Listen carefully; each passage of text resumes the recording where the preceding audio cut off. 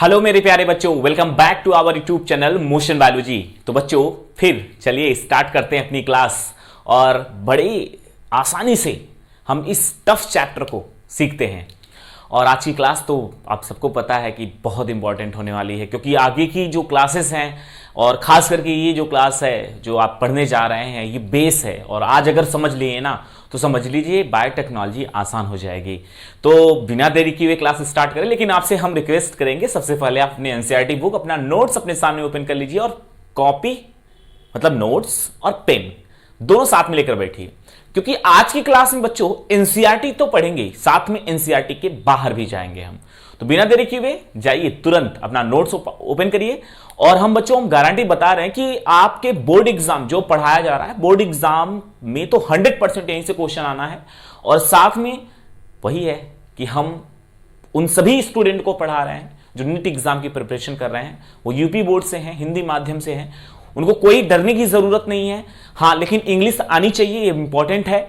और लेकिन अगर वो यूपी बोर्ड से हैं और एग्जाम देना चाहते हैं तो वो समझ लीजिए बहुत ही अच्छे जगह पर है, और बिना शक आप जाइए एग्जाम दीजिए और बढ़िया नंबर लेकर आएंगे। तो चलिए स्टार्ट करते हैं बिना देरी किए क्लास। और आज की हेडिंग है, आप एनसीईआरटी में देख सकते हैं, हेडिंग है हमारी पुनर्योगज डीएनए तकनीकी के साधन, tools of recombinant DNA technology. ठीक है, यानी कि हम इसमें देखेंगे कि पुनर्योगज डीएनए तकनीकी के साधन क्या क्या हैं। मतलब हमने पिछली क्लास में पुनर्योगज डीएनए पढ़ा था, है ना, कि कोई डीएनए होगा, उस डीएनए पर हम वांछित जीन ऐड कर देंगे तो उसी को हम क्या बोलते हैं, आरडीएनए या रिकॉम्बिनेंट डीएनए कहते हैं।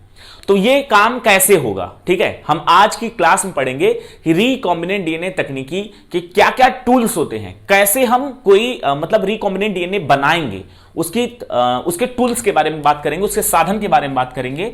तो सबसे पहले याद रखना है बच्चों कि हमें एंजाइम को यानी कि डीएनए को काटना पड़ेगा, है ना, कि जैसे हमें रिकॉम्बिनेंट डीएनए बनाना है तो हमें जैसे प्लाज्मिड हम बाहर निकाले थे बैक्टीरिया की सेल से, तो उस बैक्टीरिया के सेल से निकाले हुए प्लाज्मिड को हमें कट करना पड़ेगा। तो हमें किसकी जरूरत पड़ेगी, रेस्ट्रिक्शन एंडोन्यूक्लियस एंजाइम की जरूरत पड़ेगी। ठीक है, और वही एंजाइम, सेम एंजाइम हमारे वांछित डीएनए खंड को भी काट रहा होगा, तो हमें उस डीएनए खंड की मतलब प्रतिबंधन एंजाइम की जरूरत पड़ेगी। फिर से एक बार बच्चों रिवाइज करते हैं, हमने क्या बोला कि पुनर्योगज डीएनए तकनीकी के साधन में सबसे पहले तो हमें क्या चाहिए, हमें चाहिए प्रतिबंधन एंजाइम चाहिए। ठीक है, इसमें कोई शक किसी को आई थिंक नहीं होनी चाहिए, है ना। हमें सबसे पहले क्या चाहिए, रेस्ट्रिक्शन एंजाइम चाहिए, क्योंकि रेस्ट्रिक्शन एंजाइम का रोल आप सबको पता है कि ये डीएनए को स्पेसिफिक प्लेस से काटता है, मतलब एक विशिष्ट जगह से काटता है। ठीक, जैसे वांछित जीन जहां से हम लाएंगे वही सेम एंजाइम, बच्चों इंपॉर्टेंट है, कुछ लोग समझ नहीं paते इस बात को, सेम एंजाइम ही हम लेंगे और वही सेम एंजाइम हमारे वांछित डीएनए खंड को भी काटेगा, और वही सेम एंजाइम हमारे प्लाज्मिड को भी एक उसी प्लेस से काटेगा। ठीक है, ठीक, वही 6 क्षारक बिंदु होंगे, आगे उसके बारे में बात करेंगे, चिंता करने की जरूरत नहीं है। ठीक है, तो प्रतिबंधन एंजाइम की जरूरत होगी। दूसरे में किसकी जरूरत होगी, लाइगेज की जरूरत होगी। ठीक है, लाइगेज का काम क्या है, सबको पता है, डीएनए को जोड़ने का काम करता है। तीसरा किसकी जरूरत होगी, पॉलीमरेज एंजाइम की जरूरत होगी। अब ये पॉलीमरेज एंजाइम काम क्या करता है, तो आप सबको पता है पॉलीमरेज एंजाइम क्या करता है, डीएनए से डीएनए बनाने का काम करता है ना, डीएनए से, क्योंकि हम जिस लिए डीएनए डाल रहे हैं बैक्टीरिया की सेल में या प्लाज्मिड में, जो रिकॉम्बिनेंट डीएनए बना रहे हैं, वो क्यों कर रहे हैं, क्योंकि हमें हमारे डीएनए की कॉपी चाहिए और उस डीएनए से, उस वांछित जीन से हमें उत्पाद बनाना है। तो हमें जब उसकी कॉपी, मल्टीपल कॉपी होगी तभी हम ऐसा कर पाएंगे। उसके बाद संवाहक की जरूरत होगी। वेक्टर, कल की क्लास में बताए थे, वेक्टर कौन है, प्लाज्मिड है ना, जिसमें हम अपने वांछित जीन के डीएनए खंड को जोड़ सकेंगे। संवाहक की जरूरत पड़ेगी। अब इस संवाहक को हमें किसके बॉडी में एंट्री कराना है, उसको हम क्या बोलते हैं, होस्ट ऑर्गेनिज्म बोलते हैं, यानी परपोषी जीव बोलते हैं बच्चों। तो हमें पुनर्योगज डीएनए तकनीकी यानी कि जेनेटिक इंजीनियरिंग करने के लिए हमें कुछ टूल्स की आवश्यकता होगी। वो टूल्स कौन कौन से हैं, रेस्ट्रिक्शन एंजाइम है, लाइगेज है, पॉलीमरेज एंजाइम है, संवाहक है और परपोषी जीव है। ठीक है बच्चों, समझ गए इतना। उसमें हम सबसे पहली हेडिंग पढ़ेंगे बच्चों, प्रतिबंधन एंजाइम, जो कि आपके एनसीईआरटी बुक की भी है और ये काफी इंपॉर्टेंट है, बच्चे समझ नहीं पाते हैं इसको, है नहीं इतना टफ, लेकिन एनसीईआरटी को लोग डिकोड नहीं कर पाते। कर सकते हैं कि हम सबको कुछ किसी को ब्लेम नहीं कर रहे हैं, बस यही कर रहे हैं कि कुछ लोग बस ऊपर से पढ़ा के चले जाते हैं और रियलिटी में एनसीईआरटी में बहुत कुछ डेटा छिपा हुआ है और उसका हर एक शब्द चीख चीख के बुलाता है, चीख चीख के चिल्लाता है कि हमें पढ़ाओ। तो हम उसी एनसीईआरटी के डेटा को एक एक पॉइंट हम वहां से पिक कर रहे हैं और हमें पता है कि एनसीईआरटी कितनी इंपॉर्टेंट है और आपको भी पता है, होनी भी चाहिए। लेक्चर खत्म होने के बाद आप एनसीईआरटी पढ़िएगा, एक भी ऐसा पॉइंट आपको कंफ्यूज नहीं करेगा कि मतलब क्या लिखा है, ये मेरी गारंटी है। ठीक बच्चों, ध्यान से देखते हैं। रेस्ट्रिक्शन एंजाइम की बात करें यानी कि प्रतिबंधन एंजाइम, सबसे पहले तो ये बात करते हैं होता क्या है, बात कर चुके हैं इसके बारे में कई बार। प्रतिबंधन एंजाइम एक ऐसा एंजाइम होता है जो प्रतिबद्ध होता है कि डीएनए क्षार को किसी एक विशिष्ट जगह से काटेगा। कुछ ऐसे भी होते हैं जो एक से 2 या 3 उसके विशिष्ट क्षारक होते हैं, तो उसके बारे में हम बात करेंगे, बताएंगे भी। और वही है कि प्रतिबंधन एंजाइम डीएनए क्षारक को मतलब डीएनए के खंड को एक विशिष्ट जगह से काटते हैं। और काटते किसको है, कई बार ये नीट एग्जाम का क्वेश्चन बना है, तो फास्फोडाइएस्टर बॉन्ड को काटते हैं। किसको काटते हैं, फास्फोडाइएस्टर बॉन्ड को काटते हैं। ठीक है, ये पॉइंट समझ में आ रहा, फास्फोडाइएस्टर। चलिए यहां पर समझाते हैं। जैसे मान लेते कोई एक डीएनए खंड है, ऐसे ऐसे ऐसे ऐसे, ये डीएनए खंड है। ओके, इस डीएनए खंड को क्या करना है कि हमें काटना है। तो काटने से पहले अब हमें क्या करना पड़ेगा, जैसे यहां से डीएनए को कट करना है, यहां से कट करना है और यहां से कट करना है। तो डीएनए को जो हमें यहां से कट करना है, तो यहां पर कौन से बॉन्ड लगे होंगे बताइए। एक न्यूक्लियोटाइड और दूसरा न्यूक्लियोटाइड किससे जुड़ा होता है, फास्फोडाइएस्टर बॉन्ड से, तो उसी को काटेगा ना। तो याद रखिएगा, रेस्ट्रिक्शन एंजाइम किसको कट करता है, फास्फोडाइएस्टर बॉन्ड को काटता है। ठीक है, उसको काटता है। अब सन 1963 की बात करते हैं, एनसीईआरटी के डेटा की, सन 1963 की बात करते हैं। सन 1963 ईस्वी में ई कोलाई बैक्टीरिया से, किस बैक्टीरिया से, ई कोलाई बैक्टीरिया से 2 एंजाइम को अलग किया गया। कितने एंजाइम, 2 एंजाइम को अलग किया गया। यह एंजाइम क्या काम कर रहे थे, यह एंजाइम एक वायरस था, ठीक है, बैक्टीरियोफेग वायरस। ठीक, बैक्टीरियोफेग वायरस, सॉरी इसको मिटाते हैं, गलत लिख दिया हमने, मिस्टेक हो जाती है, माफी चाहेंगे, उससे गलती हो गई। चलिए, बैक्टीरियोफेग वायरस, बैक्टीरियोफेज वायरस भी कुछ लोग करते हैं। ठीक है, ये बैक्टीरियोफेज वायरस क्या होता है, ये वायरस है और नाम क्यों है बैक्टीरियोफेज। कुछ लोग बैक्टीरियोफेज लिखा तो कंफ्यूज हो जाते हैं। बैक्टीरियोफेज वायरस का मतलब होता है कि एक ऐसा वायरस जो बैक्टीरिया पर अटैक करेगा, उसको मारेगा। ठीक है, तो रेस्ट्रिक्शन एंजाइम सबसे इंपॉर्टेंट पॉइंट है। रेस्ट्रिक्शन एंजाइम बच्चों वह केवल और केवल जीवाणुओं में मिलता है, हम लोगों के लिए हमारे सेल में नहीं होगा और अन्य किसी ऑर्गेनिज्म के सेल में नहीं होता, बैक्टीरिया के सेल में होता है रेस्ट्रिक्शन एंजाइम। और यह रेस्ट्रिक्शन एंजाइम खुद के डीएनए को नहीं काटता, याद रखिएगा, ये खुद के डीएनए को नहीं काटता है, बल्कि ये रेस्ट्रिक्शन एंजाइम बैक्टीरिया का एक डिफेंस सिस्टम है, मतलब उसका एक कह सकते हैं प्रतिरक्षा करने वाला सिस्टम है जो वायरस से बचाता है। ठीक है, तो प्रतिबंधन एंजाइम एक ऐसा एंजाइम होता है जो हमें कहां से मिलता है, केवल बैक्टीरिया के शरीर में से, मतलब उसके सेल से मिलता है, शरीर बोलेंगे गलत हो जाएगा, बैक्टीरिया के सेल से मिलता है।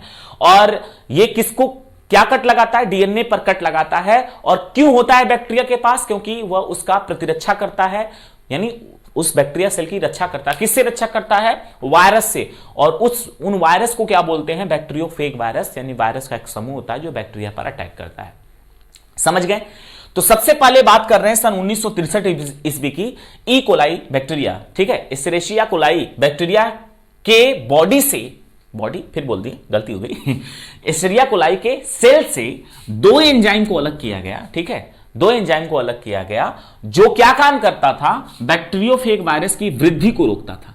क्या काम करता था, बैक्टीरियोफेग वायरस की वृद्धि को रोकता था। ठीक है, 2 एंजाइम थे।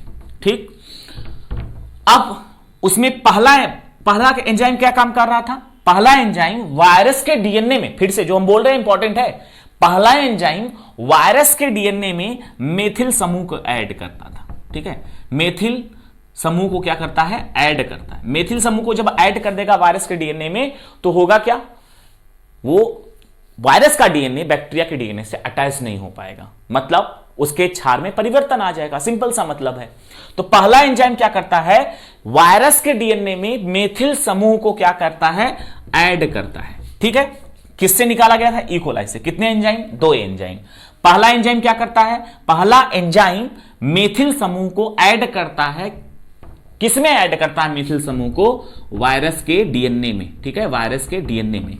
दूसरा एंजाइम क्या करता है, दूसरा एंजाइम वायरस के डीएनए को कट कर सकता है। ठीक है, वायरस के डीएनए को कट करता है, कट करता है। ठीक, इंपॉर्टेंट, फिर से एक बार समझाते हैं।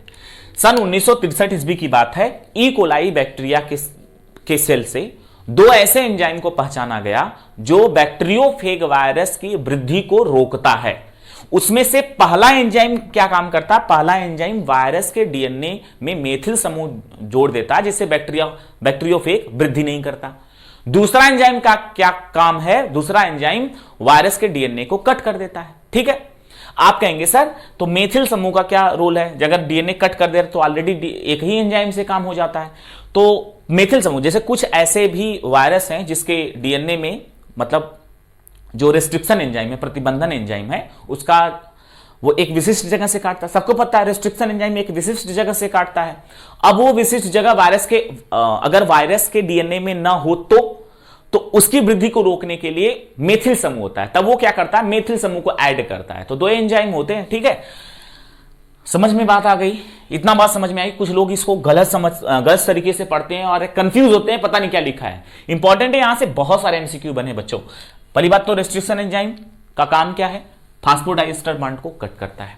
सबसे पहला नहीं, सन 1963 ईस्वी की बात करें, ई कोलाई बैक्टीरिया से 2 एंजाइम को अलग किया गया। वो एंजाइम क्या काम कर रहे थे, बैक्टीरियोफेग वायरस को वृद्धि करने से रोक रहे थे। अब उसमें 2 एंजाइम थे, तो पहला एंजाइम मेथिल समूह को ऐड कर रहा था। कहां ऐड कर रहा था, वायरस के डीएनए में। जब वायरस के डीएनए में मेथिल ऐड हो जाएगा तो फिर वो उसका डीएनए काम करेगा नहीं, जिससे बैक्टीरियोफेग वृद्धि नहीं करेगा। दूसरा जो एंजाइम था वो वायरस के डीएनए को काट दे रहा था। जब काट देगा डीएनए वायरस का तो फिर ऑलरेडी वृद्धि बैक्टीरियोफेग जो वायरस है वो नहीं करेगा।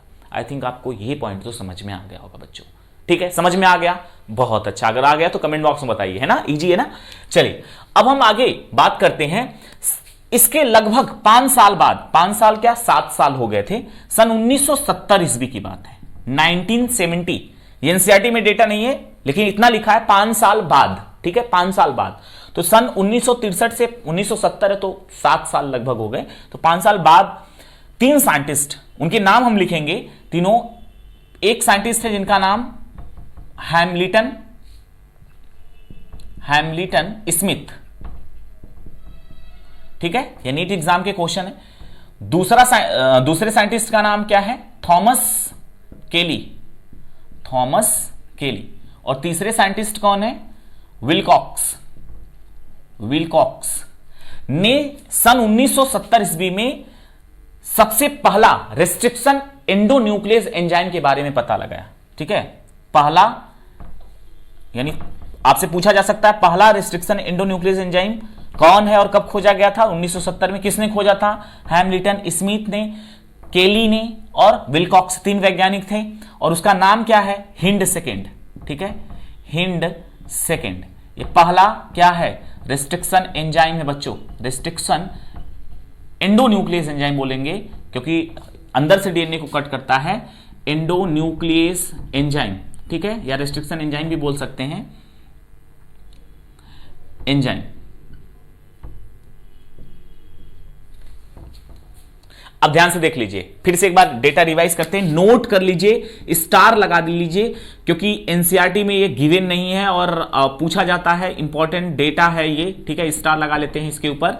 हमने क्या बोला, 1970 ईस्वी में हैमलिटन स्मिथ, थॉमस केली और विलकॉक्स, ये 3 वैज्ञानिकों ने सबसे पहला रेस्ट्रिक्शन एंडोन्यूक्लियस एंजाइम की डिस्कवरी की। और वो पहला रेस्ट्रिक्शन एंडोन्यूक्लियस एंजाइम कौन था, हिंड सेकेंड था।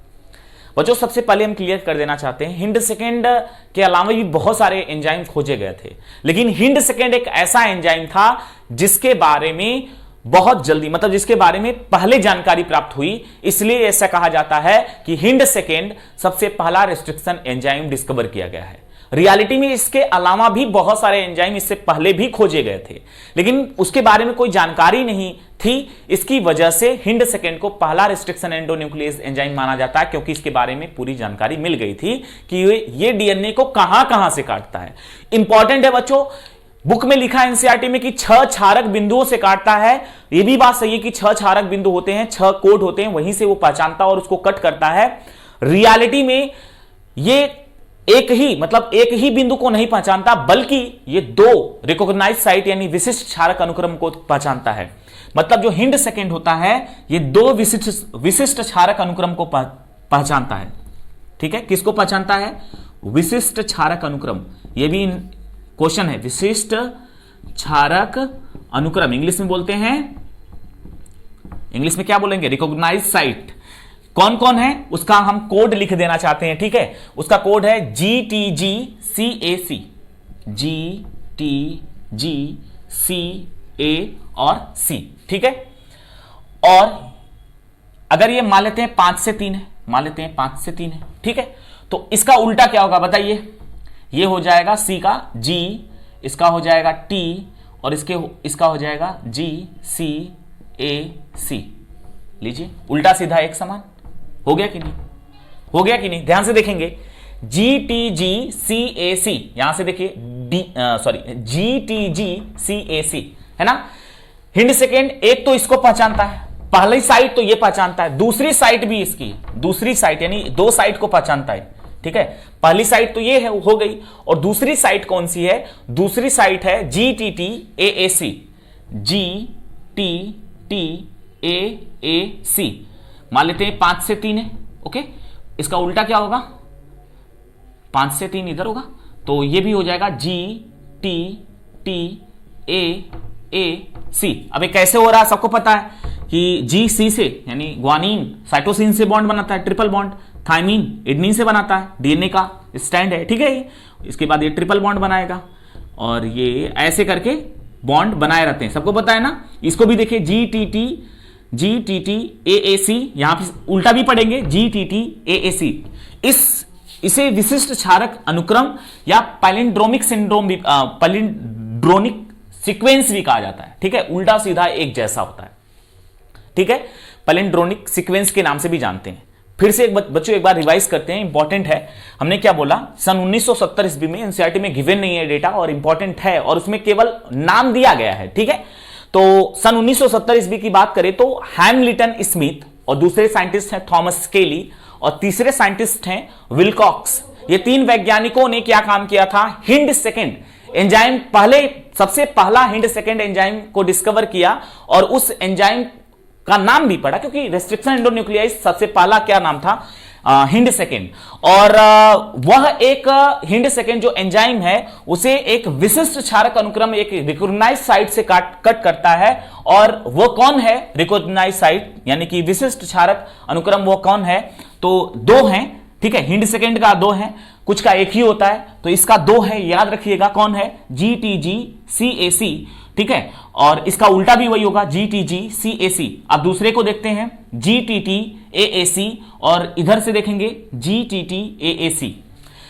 ठीक, और ये हिंड सेकेंड किस बैक्टीरिया में से निकाला गया है? ये भी इंपॉर्टेंट है। इस बैक्टीरिया का नाम क्या है? Haemophilus influenzae. इंपॉर्टेंट है बच्चों, बहुत इंपॉर्टेंट डेटा हम क्या लिख रहे हैं? इसका बैक्टीरिया, हिंड सेकेंड बैक्टीरिया का नाम लिख दे रहे हैं। कहां से, मतलब हिंड सेकेंड जो एंजाइम है वो किस बैक्टीरिया से निकाला गया था सबसे पहले? तो इसका नाम है हीमोफिलस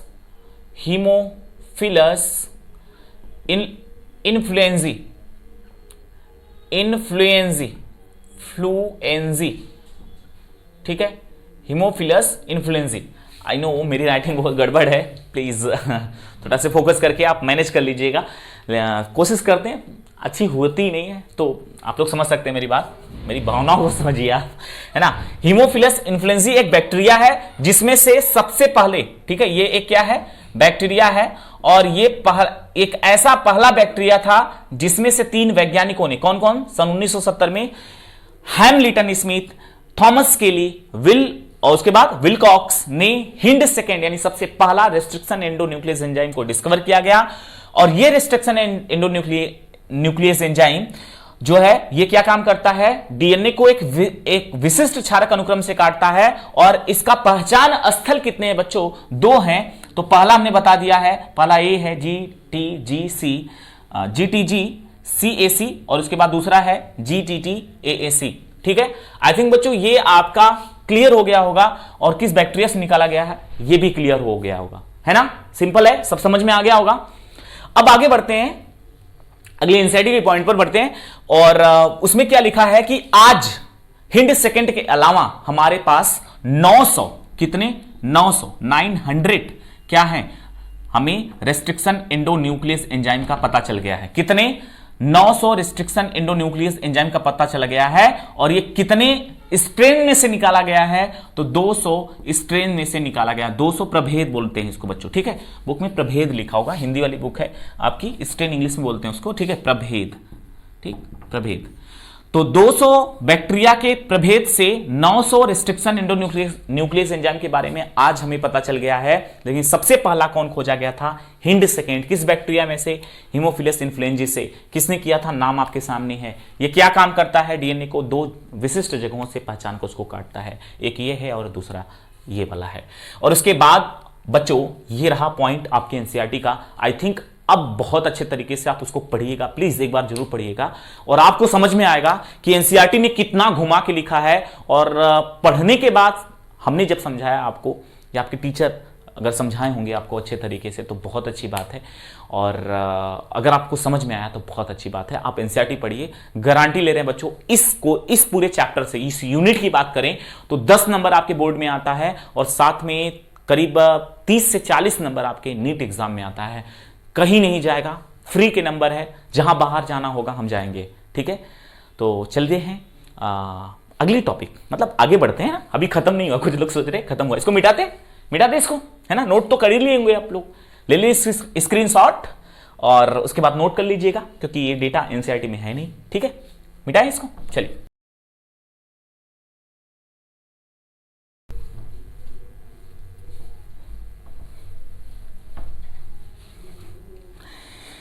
हेडिंग बना लेंगे बच्चों, प्रतिबंधन एंजाइम का जो है नामकरण। ठीक है, ये हेडिंग बना लेंगे, प्रतिबंधन एंजाइम का नामकरण, एंजाइम का नामकरण यानी कैसे नामकरण करते, कैसे एंजाइम का नामकरण करते हैं। ठीक है, तो जैसे एक एग्जाम्पल दिया है, वो एग्जाम्पल क्या है, इको आर फर्स्ट, ये एग्जाम्पल है। और ये कहां से लिया गया है इसका हम बता देते हैं। ये लिया गया है एस्चेरिचिया कोलाई से, एस्चेरिचिया कोलाई बोला जाता है उसको, एस्चेरिचिया कोलाई कुछ लोग पढ़ते हैं, एस्चेरिचिया कोलाई भी पढ़ा जा सकता है, इसको कोई दिक्कत की बात नहीं है। R/13 ये भी नीट एग्जाम का क्वेश्चन बना है कि ई कोलाई आर मतलब इको आर फर्स्ट ये क्या है, ये रिस्ट्रिक्शन एंडोन्यूक्लियस एंजाइम है। और ये कहां से लिया गया है तो याद रखिएगा, एस्चेरिचिया कोलाई कुछ ऑप्शन में दे देगा, उसके बाद एक ऑप्शन में दे देगा एस्चेरिचिया कोलाई R/13 दे देगा। अगर ऐसा दे देगा तो कुछ लोग एस्चेरिचिया कोलाई को मार के ऑप्शन चले आएंगे। सिली मिस्टेक नहीं करना है, एनसीईआरटी का डेटा जो गिवन है वो बहुत इंपॉर्टेंट है। ठीक है, तो जो इको आर फर्स्ट जो रिस्ट्रिक्शन एंडोन्यूक्लियस एंजाइम है वो एस्चेरिचिया कोलाई जो है 13 से लिया गया है। ठीक है, आर उसमें मतलब एस्चेरिचिया कोलाई के भी कई सारे प्रभेद हैं, कई स्ट्रेन है उसके, मतलब एस्चेरिचिया कोलाई यानी ई कोलाई कई प्रकार की होती है। तो उसमें से इस टाइप से इको आर फर्स्ट का लिया गया है, जो कि मोस्ट ऑफ यूज किया जाता है बायोटेक्नोलॉजी में, इको आर फर्स्ट को और हिंड थर्ड को। ठीक है, बहुत ज्यादा यूज किया जाता है बच्चों। ठीक है, हिंड थर्ड को और इको आर फर्स्ट को, ठीक है, ज्यादा यूज किया जाता है।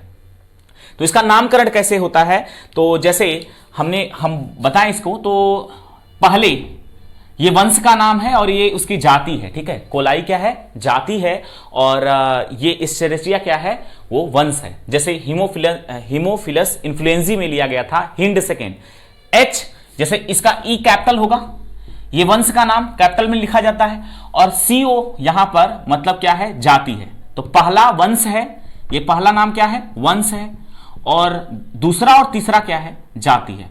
ठीक है, दूसरा और तीसरा क्या है, जाति है। और उसके बाद अगर उसके बाद कुछ होता है, जैसे जैसे यहां पर आर दिया गया है, ठीक है, आर क्या है, उसका प्रभेद है, ठीक है, प्रभेद है या टाइप बोल सकते हैं, ठीक है, प्रभेद या टाइप है। और फर्स्ट जो है, जो रोमन नंबर फर्स्ट दिया गया है, वो किस प्रभेद से लिया गया है, फर्स्ट से लिया गया है, सेकंड से लिया गया है, थर्ड से लिया गया है, वो दिया गया होता है, ठीक है। ये समझ में बात आ गई है सबको? नामकरण करने का सिस्टम आपको समझ में आ रहा है? जैसे हम एक एग्जांपल लेते हैं, जैसे हिंड सेकंड का लिया गया था, क्या नाम है उसका, हीमोफिलस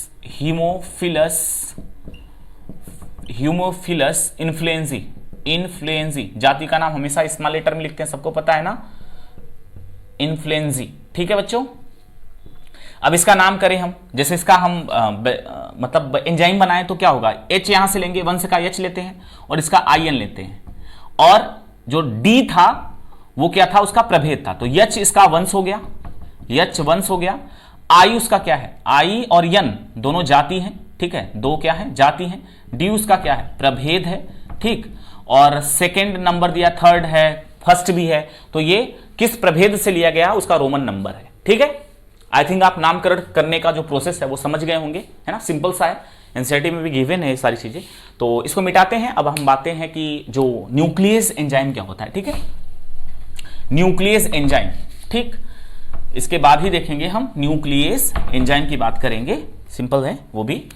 हेडिंग क्या है हमारी, न्यूक्लियस एंजाइम, न्यूक्लियस एंजाइम, ठीक है, न्यूक्लियस एंजाइम। तो न्यूक्लियस एंजाइम जो होता है वो दो टाइप का होता है, कितने टाइप का, दो टाइप का। एक होता है एक्सो न्यूक्लियस, ठीक है, इंग्लिश में लिख देते हैं एक्सो न्यूक्लियस, और दूसरा होता है endo nucleus, endo nucleus, endo nucleus, ठीक है, दो होते हैं, एक होता है एक्सो न्यूक्लियस और दूसरा होता है एंडो न्यूक्लियस। एक्सो न्यूक्लियस क्या काम करता है, इसका काम है डीएनए को बाहरी रूप से, बाहर से डीएनए को काटना, कहां से, डीएनए को बाहर से काटना, बाहर से कट करना, इसको किसको, एक्सो न्यूक्लियस का काम है डीएनए को बाहर से कट करना, और एंडो न्यूक्लियस का काम है डीएनए को अंदर से कट करना, कहां से, डीएनए को अंदर से कट करना, अंदर से कट करना, ठीक है, किसका, एंडोन्यूक्लियस का।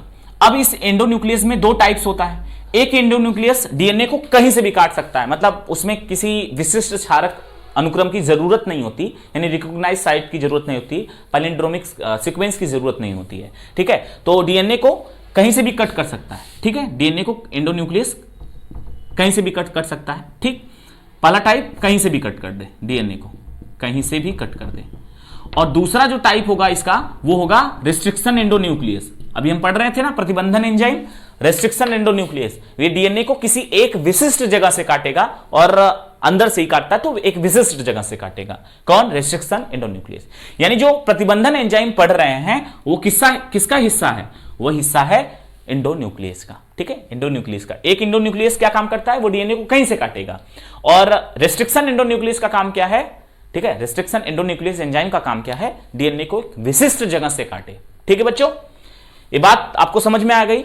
आज की क्लास कैसी लगी बच्चों, आज की क्लास यहीं पर समाप्त करेंगे, और आज की क्लास में डेटा भर भर के था, और सबसे बड़ी बात है हम ये कहेंगे कि आप वीडियो को एक बार जरूर देख लीजिए फिर से, और जो हम बोल रहे हैं उसको भी नोटिस करिए, बात करने में टाइम वेस्ट मत करिए, बहुत इंपॉर्टेंट चैप्टर है, अगर जरा सा भी दिमाग आपका इधर उधर हिला ना, काम खत्म हो जाएगा इस चैप्टर का। तो प्लीज एक बार वीडियो को एक बार फिर से देख लीजिए, हमने कई बार रिवाइज भी किया है, बार बार कुछ लोगों को आता है तो वो कहते हैं सर, सोचते हैं कि सर कितनी बार रिवाइज कर रहे हैं, हमें चाहते हैं कि कम ये चैप्टर चाहे कितना भी, मतलब ये स्टूडेंट सोचता कि मुझको नहीं समझ में आएगा, उसको भी समझ में आना चाहिए, इसलिए हम किसी एक चीज को 2-3 बार 4 बार रिवाइज करते हैं। तो बच्चों क्लास कैसी लगी, और क्वेश्चन भी पूछ लेते हैं, आप क्वेश्चन बताएंगे हमको कि सबसे पहला जो आरडीएनए, रिकॉम्बिनेंट डीएनए, मतलब किस में बनाया गया था, ठीक है, बैक्टीरिया का नाम लिखना है आपको, ठीक है, यही एक क्वेश्चन है, बस इतना ही है, और सभी लोग जवाब देंगे, आई होप सो। तो चलेंगे, और हाँ एक और ले लेते हैं, है ना, चलते चलते एक और आप बताएंगे, बायोटेक्नोलॉजी की जो थ्योरी है वो किसने दिया था, है ना, किसने दिया था, ये भी बताएंगे। ये 2 क्वेश्चन है, कमेंट बॉक्स में इसका आंसर चाहिए। वीडियो यानी क्लास कैसी लगी बच्चों, वीडियो एक माध्यम है हमारा जो आपके पास पहुंच पाते हैं, अन्यथा हम आपसे दिल से जुड़े हैं, आप मेरे एक फैमिली है, मेरा परिवार है आप, और आप लोग पढ़ाई कर रहे हैं। जिस दिन आपका रिजल्ट आएगा और आप खुश होंगे, उससे कहीं ज़्यादा खुशी हमको मिलेगी। और हम कोशिश कर रहे हैं कि कोई भी हो जो एक बहुत अच्छे अंक से पास हो और साथ में वो आगे भी जाए, अपना करियर बायोलॉजी की फील्ड में आगे बढ़ाए, या फिर जो भी उसका सपना है वो पूरा करे। तो बच्चों, मिलेंगे फिर से इसी तरीके से एक नई क्लास में। और आज की क्लास कैसी लगी, थैंक यू सो मच। चलते हैं, है ना, विदाई लेते हैं। Thank you so much, thanks for watching, I love you my dear student.